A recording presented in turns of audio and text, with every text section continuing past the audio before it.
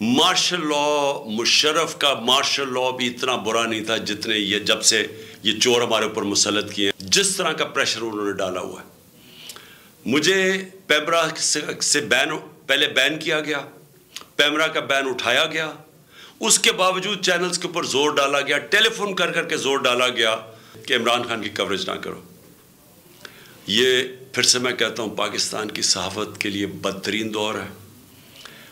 बदकिस्मती से वो चैनल्स को आज आगे किया जाता है जो इन चोरों को, इनकी बैकिंग करें, इन डाकुओं की, इन मनी लॉन्ड्रर्स की, और फिर इनसे पैसे बनाएं।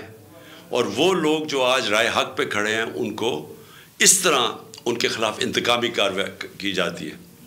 तो मैं अपनी पार्टी की तरफ से शुएब शाह आपको पूरा यकीन दिलाता हूँ कि हम आपके साथ खड़े हैं, और इंशाअल्लाह आप सब्र करें।